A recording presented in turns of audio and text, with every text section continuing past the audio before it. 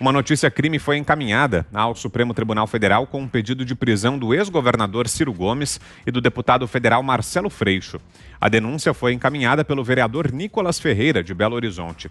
O texto da petição cita a Lei de Segurança Nacional, em que são previstas penas de prisão para instigação de medidas violentas contra a vida e a segurança das autoridades públicas.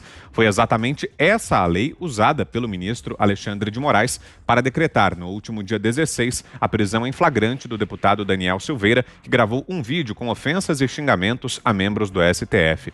Como argumentou Alexandre de Moraes, as palavras de Daniel Silveira em seu vídeo constituem ameaça ilegal à segurança dos ministros do Supremo Tribunal Federal.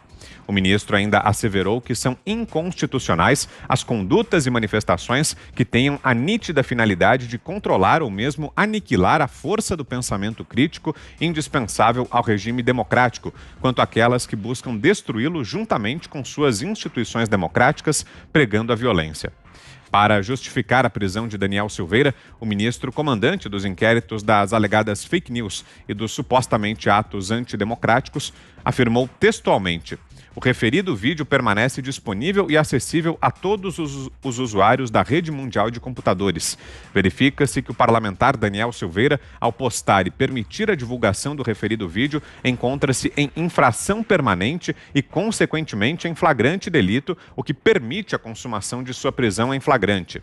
Utilizando exatamente o mesmo argumento, Nicolas denuncia ao STF um vídeo em que Ciro Gomes afirma o seguinte, abro aspas: se ele tentar um golpe, nós daremos a ele o destino que teve Mussolini. Eu, Ciro Gomes, assumo como palavra de honra que estarei na luta de 1 ou de 10 ou de 1000 para dar a ele o destino de Mussolini.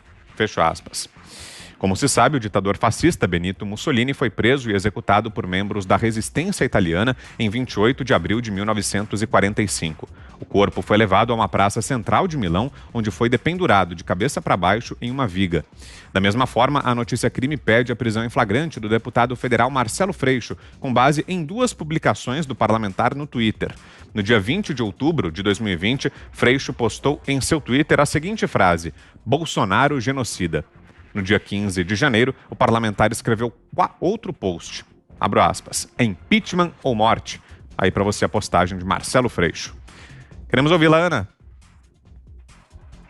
Olha, Vitor, a porteira foi aberta, né? Então agora que a Lei de Segurança Nacional, da maneira como ela foi interpretada e aplicada pelo ministro Alexandre de Moraes, que ela seja, então, aplicada para todos, porque nós estamos vendo aí uma comodidade muito grande em relação a xingar o presidente, ameaçar o presidente Jair Bolsonaro, jogar futebol com um protótipo aí da cabeça dele, ensanguentada, e chamá-lo de genocida, e muitos jornalistas aí escrevendo barbaridades em relação a que Bolsonaro devia se suicidar.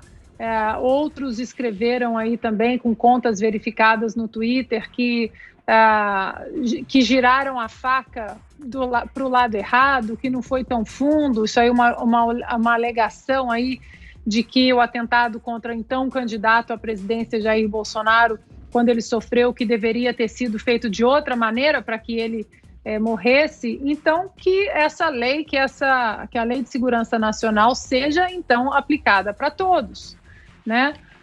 Um ponto da fala do ministro Alexandre de Moraes sobre a internet terra de ninguém, eu vou discordar, Vitor, porque nós todos aqui, nós sabemos que a internet ela virou uma terra de ninguém no sentido de os corajosos de teclado, né? São super corajosos ali por trás de um teclado, mas cara a cara não tem coragem de dizer metade do que escrevem. Isso aí eu já provei, Vitor, em 22 processos que eu iniciei, inclusive processos de contas fakes que me ameaçaram, e digo de carteirinha, as leis brasileiras sobre calúnia, injúria, difamação, ameaça, elas funcionam e muito bem. A Delegacia de Crimes Virtuais é um espetáculo no Brasil.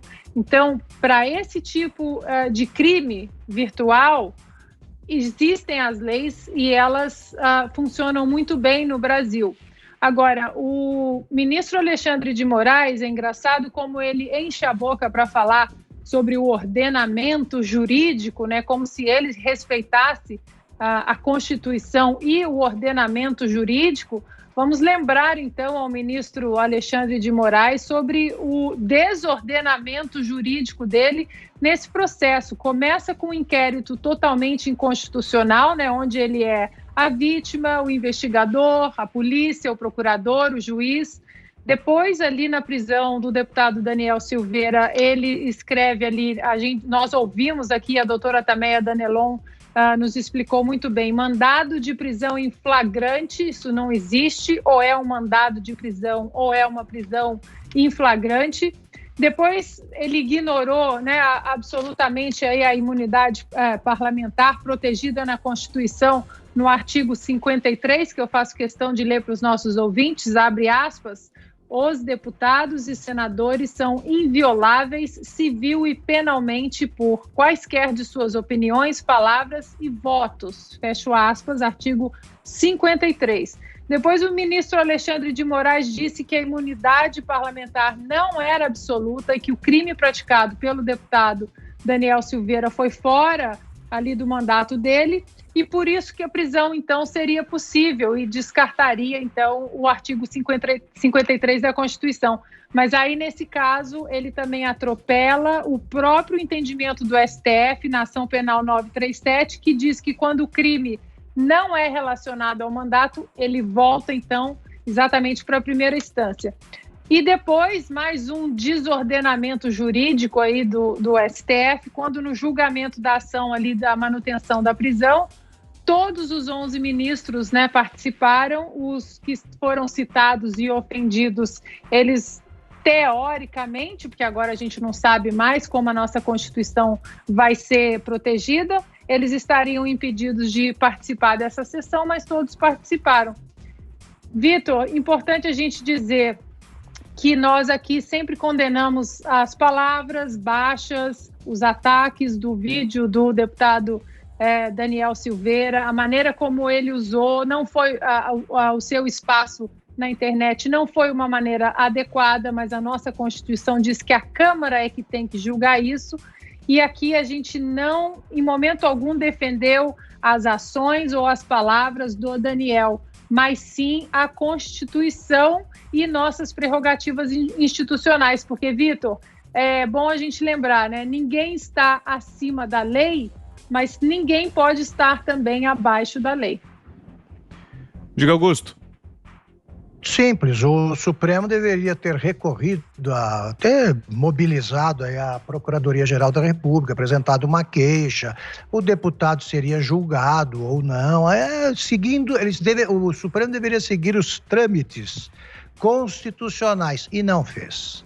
E ao não fazer o que devia, o Supremo realmente conseguiu um marco na história nacional da infâmia, repito, só isso.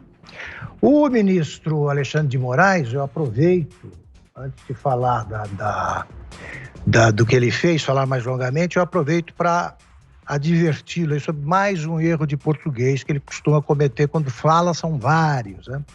Ele diz assim, acontecimentos na semana onde tivemos, não é assim, ministro, não é na semana onde tivemos. Semana, o onde se aplica, onde indica o tempo, onde é para local geográfico, não tempo. Local geográfico, né? Um ponto geográfico, né?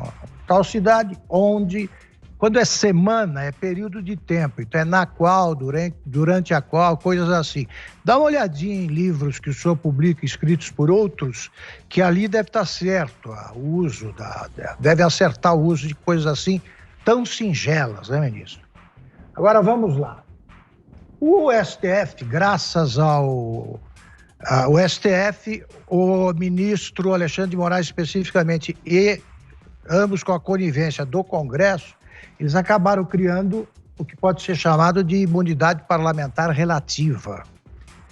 Caiu o céu quando o então presidente Ernesto Geisel falou em democracia relativa. Agora criaram de fato a imunidade parlamentar relativa. Ninguém pode ser punido por opiniões, palavras e votos. Depende. Se isso parecer um ataque a uma instituição, então não tem imunidade. E também o Alexandre de Moraes criou, com a aprovação unânime dos demais ministros, criou o flagrante eterno. Então fez muito bem, espero que esse exemplo se multiplique, fez muito bem o vereador de Belo Horizonte ao agir assim. Está lá. Os vídeos estão aí na internet, portanto, enquanto eles não forem retirados, podem ser presos seus protagonistas em flagrante. Aí, prende o Freixo, ou isso não é um ataque a uma instituição? A presidência da República é uma instituição. A chefia do Executivo, o chefe do Executivo, é uma instituição.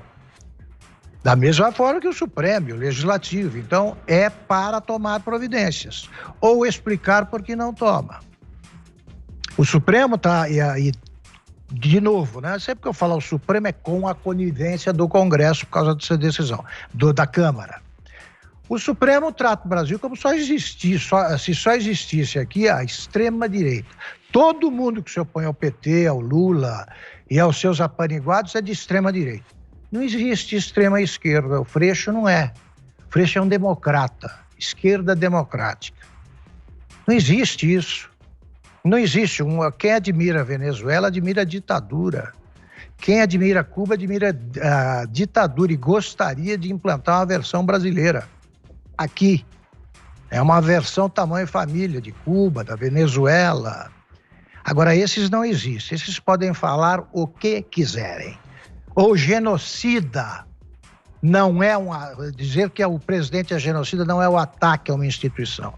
Isso tudo precisa ser regulamentado agora, já que o Supremo mexeu na Constituição pela metade.